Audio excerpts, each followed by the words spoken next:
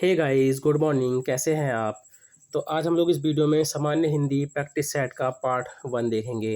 जैसा आपको पता है यूके पीसीएस का RO ARO, upper PCS, lower PCS या फिर हम सब इंस्पेक्टर देख लें, कनिष्ठ सहायक है हमारे यूके ट्रिपल एससी। ठीक है, तो काफ़ी एग्ज़ाम जो है हमारे उत्तराखंड में आने वाले हैं और हम लोग ने जो है देखिए सामान्य जो हिंदी प्रैक्टिस सेट शुरू करा है, इसके जो है आपको 20 क्वेश्चन देखने को मिलेंगे जो हमारे सिलेबस में दे रखे हैं। उसके अलावा देखिए एक दिन आपको हिंदी की वीडियो मिलेगी, ठीक है? एक दिन हिंदी की वीडियो मिलेगी, दूसरे दिन आपको देखिए जीके से रिलेटेड मिलेगी, जिसमें आपको इतिहास देखने को मिलेगा। उसके अगले दिन जो है आपको संविधान वाली वीडियो मिलेगी, भूगोल वाली वीडियो मिलेगी, अर्थव्यवस्था वाली, इस तरह से ये सीरीज़ होगी। मतलब एक दिन छोड़ के आपको एक-एक वीडियो मिलेगी। गाइस देखिए, अगर आपको वीडियो 1% भी अच्छी लगे तो वीडियो को लाइक करें, कमेंट करें और वीडियो को अपने दोस्तों के साथ ज़रूर शेयर करें। तो चलिए ज़्यादा टाइम ना ख़राब करते हुए वीडियो को शुरू करते हैं। तो आज का पहला क्वेश्चन है, निम्न में से कर्मवीर पत्रिका की शुरुआत किसने की? तो देखिए कर्मवीर पत्रिका की जो शुरुआत की थी ये किसने की थी? माखनलाल चतुर्वेदी ने। किन्होंने की थी? माखनलाल चतुर्वेदी ने। कब की थी तो आप याद रखना 1919 में, ठीक है। और कहाँ से? जबलपुर से। कहाँ से की थी गाइज? जबलपुर से जो है इन्होंने की थी। उसके अलावा देखिए प्रभा पत्रिका है, याद रखना प्रभा पत्रिका।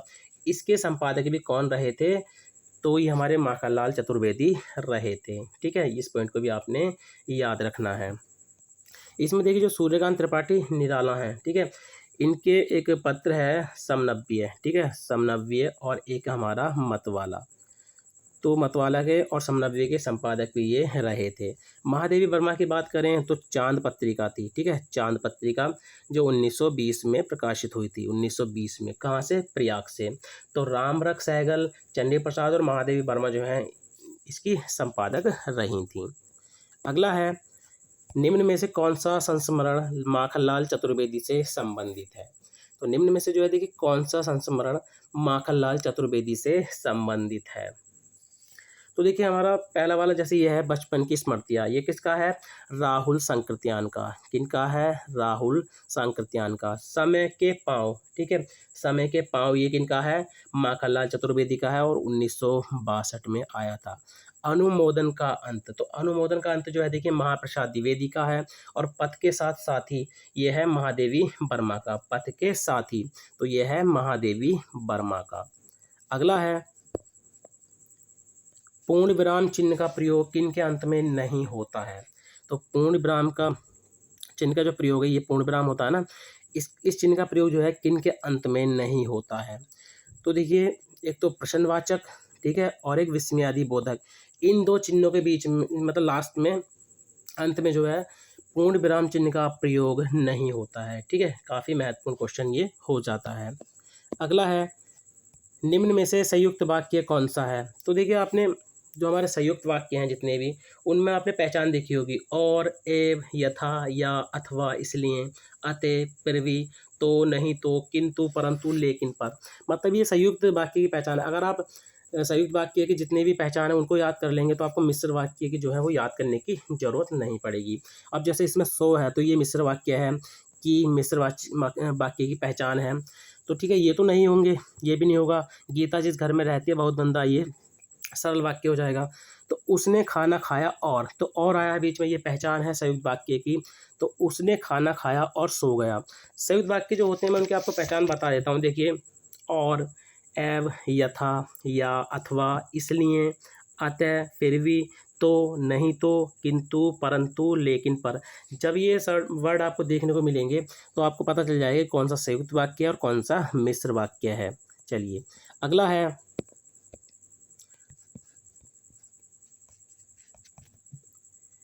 तो अगला क्वेश्चन हो जाएगा हमारा, बचपन व जवानी के बीच की अवस्था क्या कहलाती है?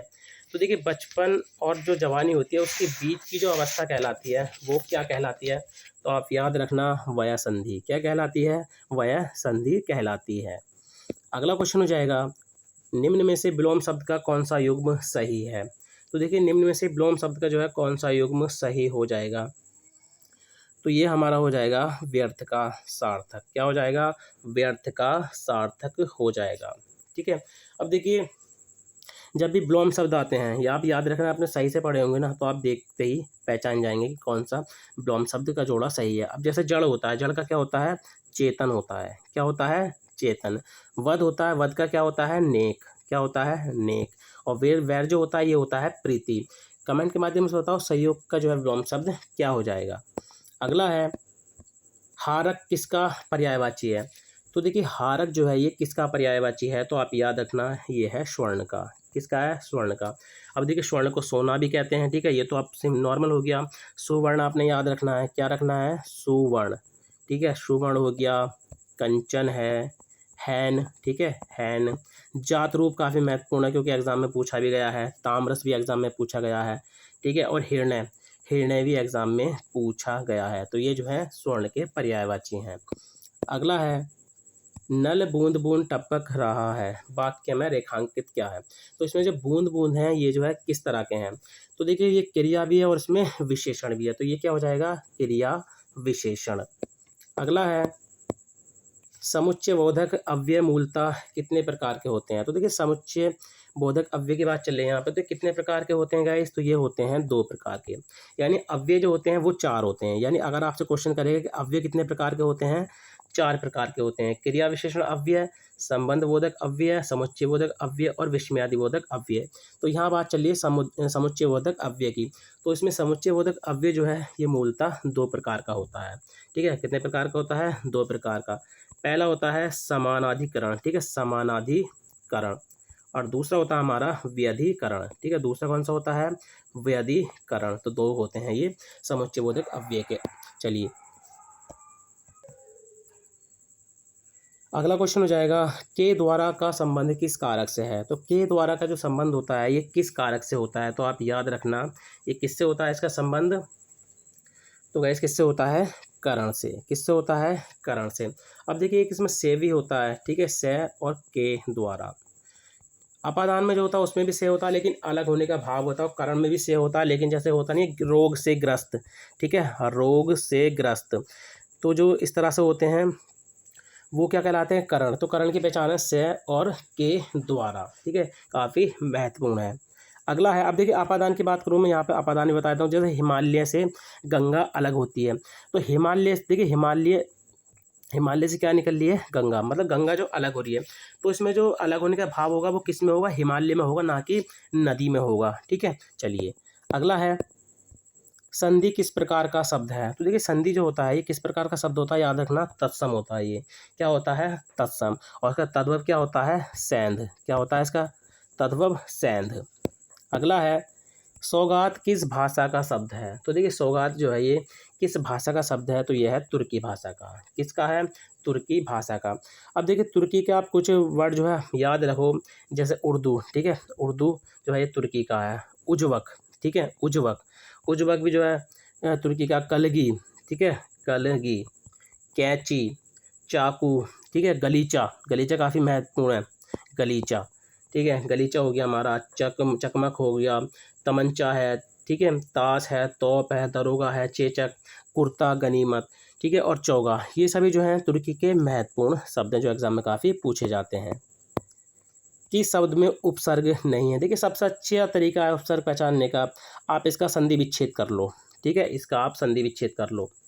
तो आप संधि विच्छेद कर लोगे तो आपको पता चल जाएगा। अब जैसे इसका अपवाद होता है तो अप, ठीक है, ये क्या होता है? उपसर्ग होता है। परा, ठीक है, पराजय, तो परा जो जो होता है ये भी उपसर्ग होता है। प्र, ठीक है, प्रभाव का प्र प्लस भाव, तो प्र जो है ये क्या होता है? ये भी उपसर्ग होता है। ओढ़, ठीक है, ओढ़ प्लस ना, ओढ़ना, तो ओढ़ जो है ये किसी भी तरह का उपसर्ग नहीं है, चाहे संस्कृत की बात करें चाहे हिंदी की बात करें, ठीक है, ये उपसर्ग नहीं है। तो ऑप्शन डी जो है इसमें हमारा राइट हो जाएगा, इस शब्द में जो है उपसर्ग नहीं है। अगला है निम्न में से किसका संधि विच्छेद गलत है? ठीक है, निम्न में से किसका संधि विच्छेद जो है गलत है? रामायण देखें तो राम प्लस अयन बिल्कुल सही है। युधिष्ठिर, युधि प्लस सर, देखिए युधिष्ठिर का इसमें गलत है, युधि, ठीक है, क्या हो जाएगा? युधि प्लस स्थिर, युधि प्लस स्थिर जो है इसका सही जो है सही संधि विच्छेद जो है हो जाएगा। दृष्टि का देखिए दृष्ट प्लस टी होता है, निश्चित का नी प्लस चित होता है, तो उसमें युधिष्ठिर वाला गलत था। अगला है उत्क्षिप्त व्यंजन डा, ठीक है, ये 2 होते हैं डा और ये वाला डा, ठीक है, डा और रा। तो इनमें कौन सा नहीं है? तो देखिए आप इसमें इस तरह से देख लो, जो आप इस कंठीय, तालव्य, मूर्धन्य इस तरह से देखेंगे तो कंठ, तालु, मूर्धन्य, तो ट वर्ग में आते हैं ना ये, तो ये क्या हो गया गाइस? तो सबसे पहले ये मूर्धन्य है, ठीक है, मूर्धन्य हो जाएंगे। सघोष भी हैं ये, ठीक है, सघोष है, अल्प प्राण है, तो ये तालव्य नहीं है, ठीक है, ये तालव्य नहीं है। तो इस तरह से आप एलिमिनेट करते जाओ, आपको जो है एकदम 100% आंसर देखने को मिल जाएगा। अगला है, निम्न में से कंठ, तालु हैं। तो यहाँ स्वर की बात चले तो यहाँ पे कंठ, तालु कौन से हैं? तो देखिए आ की बात करें इसमें तो ये यहाँ पे क्या है? कंठ है। ये क्या है? यहाँ पे कंठ है। ई की बात करें तो ये तालु है, ठीक है, ये क्या है? तालु। ऋषि वाले री की बात करें तो ये क्या हो जाएगा? मूर्धा। क्या हो जाएगा? मूर्धा। ए की बात करेंगे, ए या छोटा ए, ठीक है, ऐनक वाला, तो ये दोनों जो होते हैं कंठ, तालु होते हैं।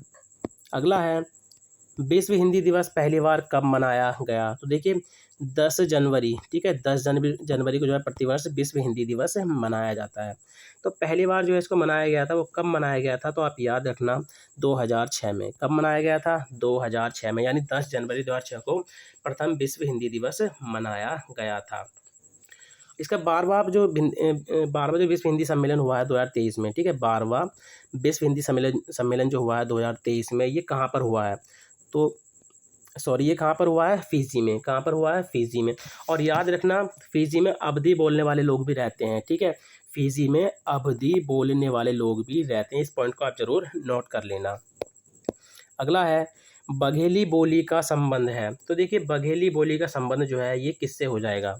तो ये हो जाएगा पूर्वी हिंदी से। अवधी, बघेली, ठीक है, अवधी, बघेली और हो जाएगा हमारा छत्तीसगढ़ी। तो ये हमारी तीनों किस्में आती हैं पूर्वी हिंदी में।